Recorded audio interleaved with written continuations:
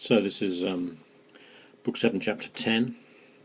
We've had a speech from Xerxes himself, declaring his intention to return to Greece and seek revenge for the humiliation of Marathon.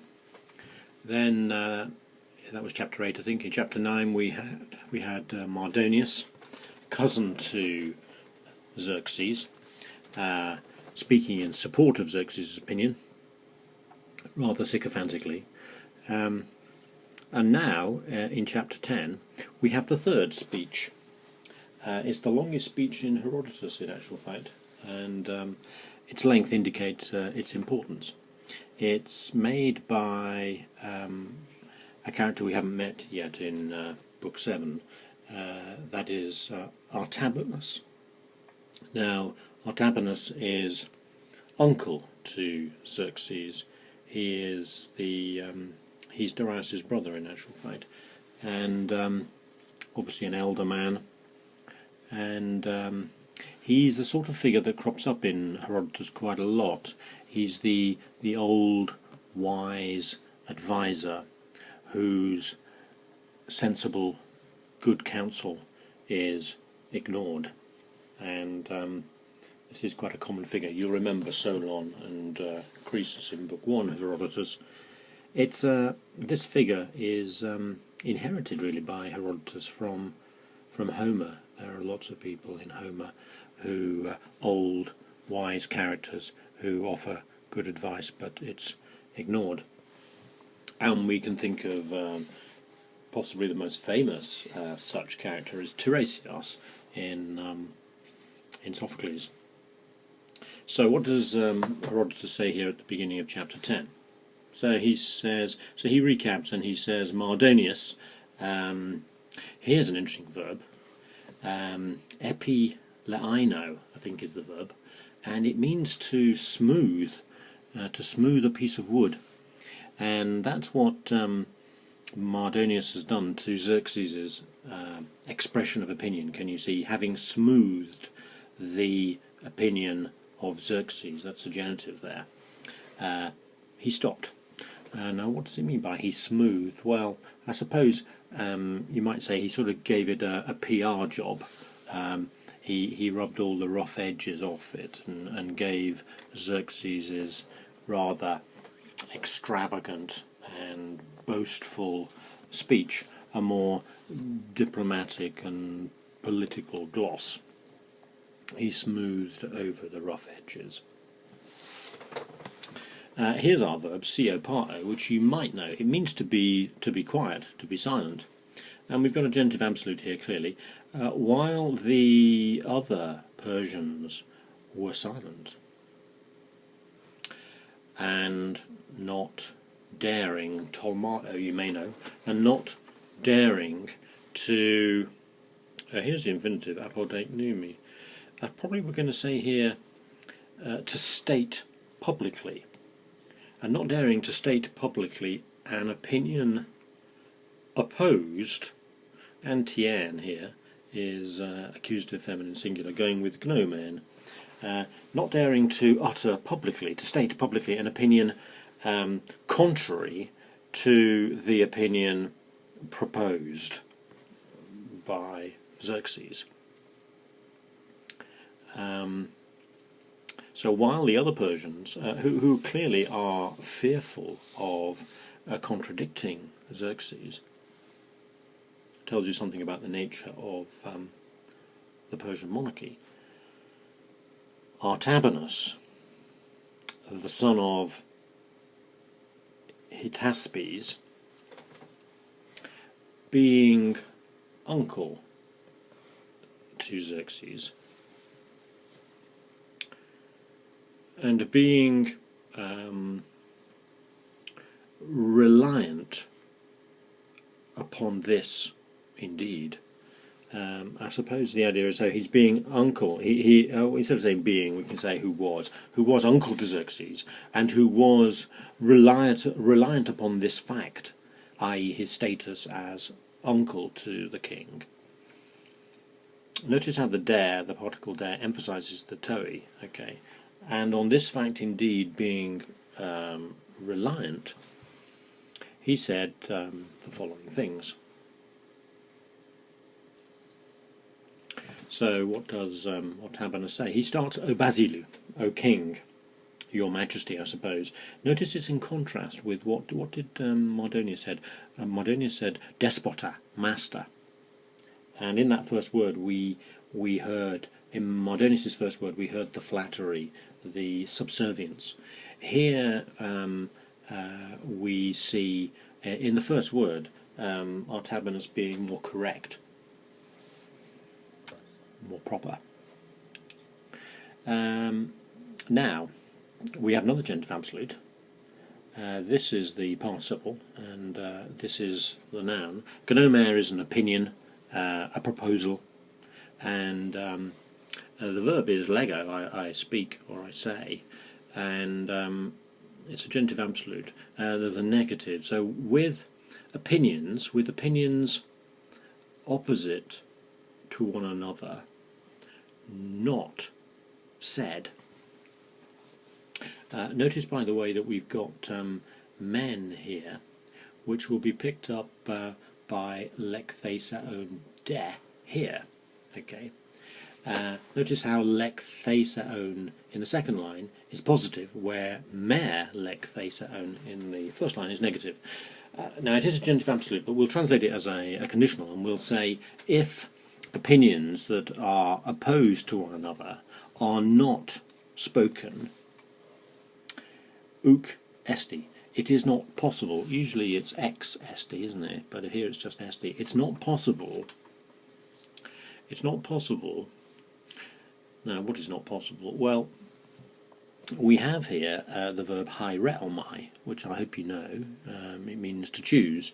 You know, haireo is to take, and haireomai is the middle, to take for oneself, which is to choose.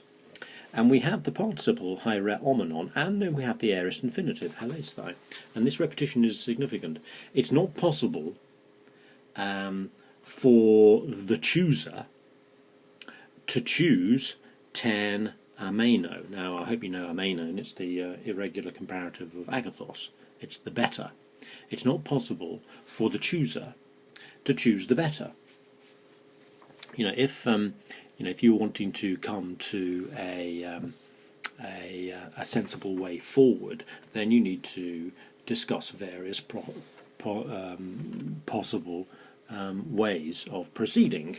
And if you've only got the one, then you may not have the best method. We need, so Artabanus says, an expression of different opinions so that we can choose the better. Notice he uses the comparative here. If you've got two, if you're comparing two things, you don't say this is the best. You say this is the better. You use the comparative because you're only comparing two things. It's not possible for the chooser to choose the better option, shall we say. But it is necessary to use the said opinion, proposal, option, the one that's been uttered and spoken. Then we have lek thesaon de, which is, afterwards we'll say, whereas, on the other hand, if they are spoken,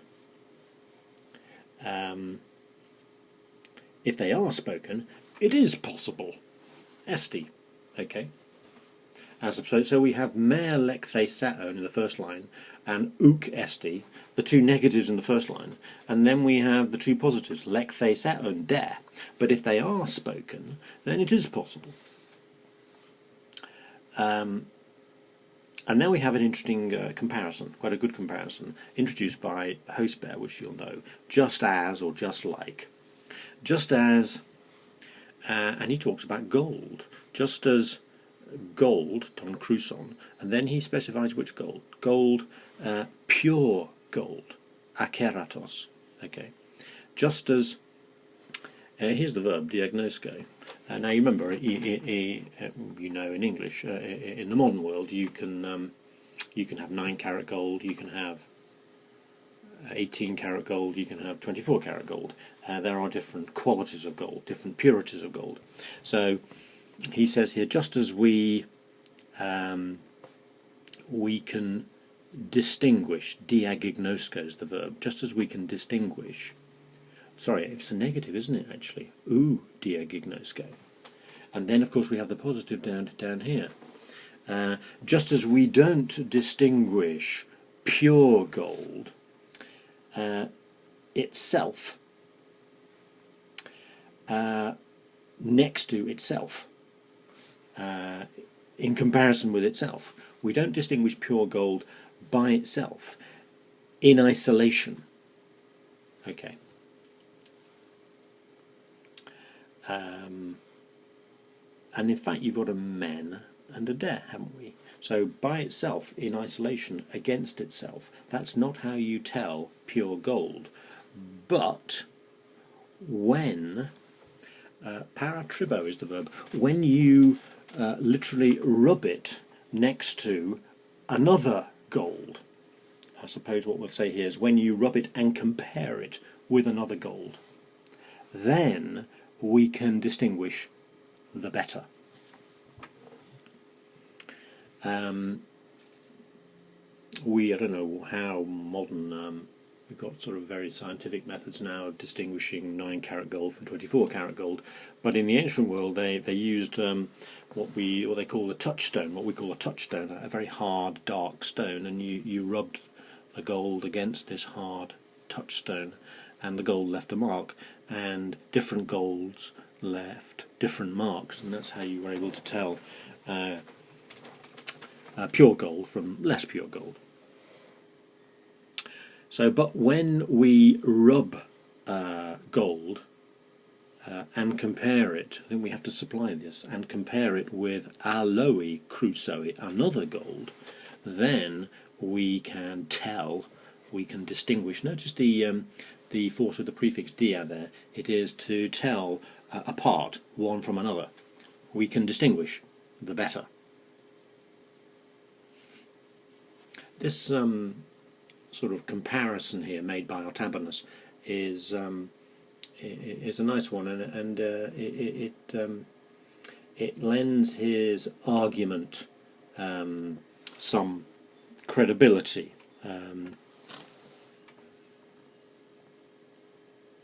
Egoda. Here's the verb, agaruo, and it takes a dative here, patri, toi, soi, means to advise, and he says here, I advised your father too, kai patri, I advised your father too, and then just to spell it out, he says, my brother, Darius. Now, of course, Xerxes knows who Artabanus is. He knows that Artabanus is the brother of his father Darius. But nonetheless, Artabanus states this. You know, he's making his credentials clear. He has to step very cautiously when dealing with Xerxes. He's the king. He's all powerful. He has a temper. I would imagine it's rather like today, people around, what's his name in North Korea, Kim Jong-un, and there's a young man, a Xerxes figure, who's not afraid of getting rid of his uncle or his half-brother, and his advisors, I would imagine, tread very carefully in his presence. And that's what Artabanus is having to do here. I advised your father too, my brother Darius, not to march against the Scythians. Now, who on earth are the Scythians? And what's he referring to here? Well, he's referring to an incident, well, not an incident, an episode, in 513 BC, which is, where are we now? We're about 485, aren't we? Halfway between Marathon in 490 and Salamis in 480. So, getting on for 30 years earlier, Darius had himself crossed into Europe to attack a tribe of Scythians, and he'd almost come to grief. And Artabanus now goes back to this episode and reminds Xerxes of how close the Persians came to disaster then. So I advised your father too, my brother Darius, not to march against the Scythians. Who are the Scythians? Men living in cities nowhere in their land. They are a nomadic tribe, the Scythians, and therefore they live in cities nowhere in their land. Hode is Darius, and Darius, hoping, katastrepsesthai, you notice that it's a future infinitive, hoping to conquer, subdue the nomadic, is the word, Scythians, did not, well, I don't think we're going to say did not obey me, didn't follow my advice. Didn't follow my advice. And having marched, aorist participle, he, having marched against them, I suppose, yes, it's a repetition of the verb here, stratu esthai, and now we have the participle, the aorist participle, stratu salonos. And having marched against them, he returned, here's the important verb, apobalon, having lost many good men of his army. He almost came to grief. And now, Sude, he brings it back to Xerxes. The pronoun there is very emphatic. Your father marched west into Europe and almost came to grief. And you, Xerxes, O Basiliu, again, repeated from the beginning, you are intending to march against men much better, much superior, much better than, much superior to the Scythians, namely the Greeks, who are said to be the very best, both by sea and by land. The Athenians were renowned for their sea power, naval capacity, and the Spartans were experts by land.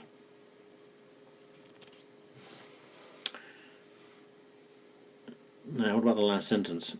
I think we'll start at the end here and say, it is just for me to tell you. It is proper, it is right, it is only just for me to tell you that which is dangerous in them, namely the Athenians. So that which is dangerous in them, it is only right for me to tell you this. Now notice that Artabanus there is justifying himself. He's saying, you know, if I didn't tell you that the Athenians are a superior enemy and men to be remember, Mardonius had made mock of the Greeks and how they fought, and Artabanus begs to differ and says no, he's wrong. He doesn't actually name Mardonius here, but his advice is that the Greeks are a much more difficult opponent than Mardonius had made out.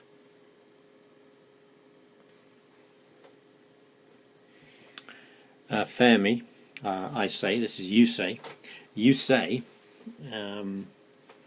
that having bridged the Hellespont, this is the infinitive, we've got a nominative and infinitive here with the nominative omitted.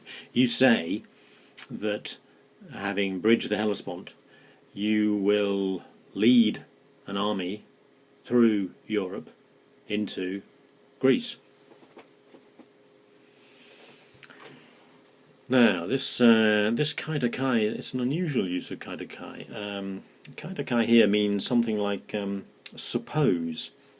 Suppose he puts to Xerxes some possibilities to warn him of the danger. This is the verb. It's the aorist tense. It's sum pharaoh. It's used impersonally, and sum fere, third person, means it happens. This is the aorist. So suppose it happened. Suppose it happened that you. Here's the infinitive. Hesothenai were defeated by land or by sea, or kata amphotera by both. Well, by land and by sea. Suppose it happened that you were defeated by land or by sea or by both. For the men, I think we want to say these men, the Greeks. For the Greeks are said to be brave, and it is possible. Paresti is the same as exesti. It is possible. Here's the infinitive. To think so, to conclude so. So Artabanus says it's perfectly possible to imagine that you get defeated by the Greeks, and it's perfectly possible to imagine so, to conclude so, if. Here's the subject and the verb. If the Athenians, munoi athenaioi, if the Athenians, monoi obviously in Attic Greek, if the Athenians alone, it's perfectly possible to imagine so, if the Athenians alone destroyed, diaptheiro, such a great army which came with Datis and Artaphernes into Attic land. What is this a reference to? This is a reference to 5 years earlier to Marathon. Datis and Artaphernes were the Persian commanders at Marathon, and Marathon is in Attic land. And when the Persians joined battle at Marathon 5 years earlier with a large Persian army under Datis and Artaphernes, the Athenians conquered. So Artabanus is saying, it's perfectly possible to contemplate defeat at the hands of the Greeks. I've done it once before.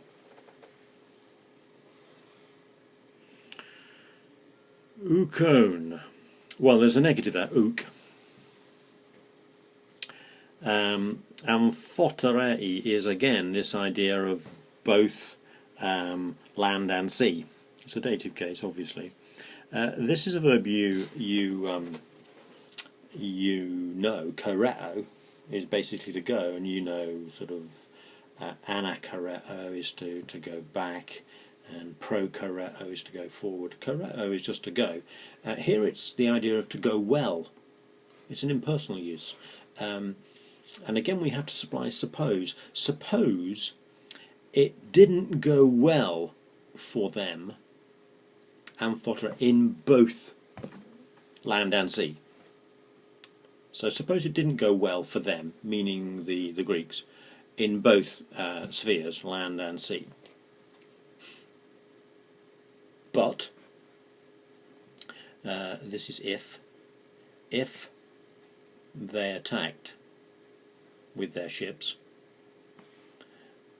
and having conquered in a sea battle, they sailed to the Hellespont and then destroyed the bridge. This, indeed, O king, vocative case, would be perilous. Notice Danon at the end there. This, indeed, O king, would be perilous. They don't have to be victorious on land, they can just be victorious on sea, and that's enough. They could really damage us simply by being stronger at sea, even if we are stronger by land.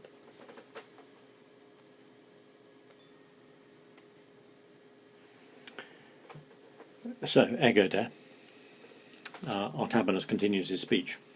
Here's the verb, sumbalomai. Now, sumbalomai here is to conjecture, which is, what he's doing here is he is trying to suggest to Xerxes the various problems that may arise. Now, it's all conjecture, but these are possibilities that Xerxes should consider. Now, this is the verb, I conjecture. And Artabanus says, I don't conjecture these things, the typical neuter plural, with the negative by here is eudemiai, by the way. So I conjecture these things with no sort of private wisdom of my own. What he's saying here is, this isn't just me imagining unhappy possibilities. What I'm doing is here. What he's saying is, I'm deducing these possibilities from what happened to your father when he marched against the Scythians. Okay, I'm not just inventing these things from some sort of private wisdom of my own. I've got historical backing for my caution. But I think we need to supply something like, I'm not conjecturing these things with any private wisdom of my own, but I know what is neuter, suffering, pathos, a neuter noun, what suffering, once upon a time, kote is pote in Attic, once upon a time, almost overtook us. It's an idiom in Greek when you have oligu and de, and it means when you describe something that very nearly came to pass. You use oligu with de plus an infinitive. So, but I know what suffering once upon a time very nearly overtook us when your father, having bridged the Bosphorus, the Thracian Bosphorus, there are basically two narrow channels separating Asia from Europe. One is the Hellespont, and the other is the Bosphorus. Now, Xerxes will use the Hellespont. His father, 30 years earlier, used the Bosphorus. So when your father, having bridged the Thracian Bosphorus, and then having bridged the river, now this is the Danube in fact, and then having bridged the river Danube, he crossed against or to attack the Scythians. So this is Artabanus saying, I have history on my side here. Then, the date is 513 BC, which is about 28 years earlier. Then, the Scythians, remember the Scythians are Darius' enemies. Gosh, now we have a strange phrase, yes. Here's the word deomai. It takes a genitive, the Ionians. Now, I need to explain both, I suppose. Deomai here, with a genitive, means to beg, to request of, to entreat. The Ionians, now if you remember, the Ionians are the Greek cities across the Aegean on the coast of what is now Turkey. They are Greek cities, but they are under Persian rule because they're across the Aegean. And they're on the edge of the Persian Empire, but they're part of the Persian Empire and they're ruled by Persian satraps. And here, in 513 BC, the Ionians are marching with Darius as part of his army. And the Scythians, Darius' enemies, approach the Ionians because their loyalty is suspect. Now, what happened was that the Ionians, Darius crosses the river Danube, and the Ionians are left there at the river, at the bridge, to guard the bridge. And the Scythians approach the Ionians and say, look, destroy the bridge. If you destroy the bridge, we'll have Darius trapped. Then you can get home and you can throw off Persian rule. And almost all the Ionians accept this, bar one, as you will see. So then, the Scythians, gosh, strange phrase, pantoioi egenonte. I'm going to have to translate it as something like, tried every possible method, begging the Ionians to destroy the crossing across the Danube. Pantoioi egenonte. They became everything begging the Ionians. They tried every possible device to beg the Ionians to destroy the crossing. This is the relative pronoun in actual fact. To whom had been entrusted the guard of the bridges of the Danube. So the Ionians, to whom the guard of the bridges over the Danube had been entrusted, they are approached by the Scythians. And then, here is the one Ionian who doesn't fall into line with the Scythian suggestion. Histiaios, the tyrant of Miletus. Miletus is probably the most famous of the Ionian cities. And then, Histiaios, the tyrant of Miletus, if he had not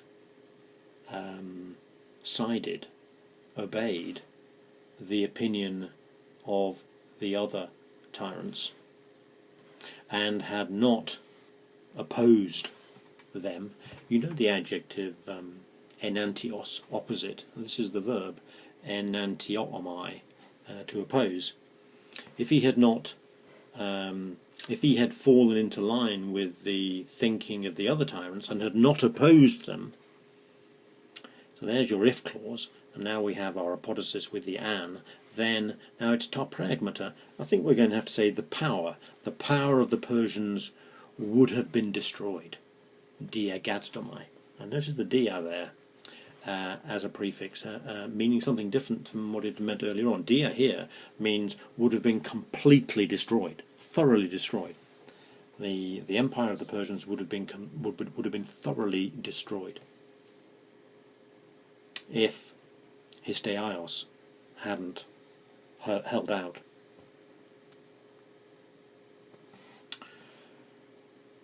And Danon, we've got to supply esti, I think, there. It's a terrible thing.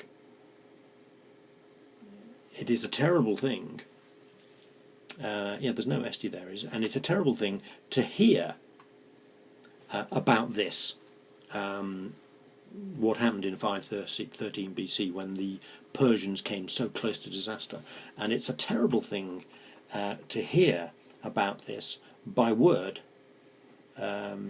Talking about it now, 30 years later, it's still a terrible thing to hear. And what is it that's a terrible thing to hear? That, it's an acronym, that the power of the king, all the power of the king was in the hands of, epi here, in the hands of a man, one man. It's a terrible thing to hear, even now, that the whole power of the king, the life and death of the king, lay in the hands of just one man. That's how close we came to disaster back in 513 BC. Do you, Xerxes, want to run such a risk again.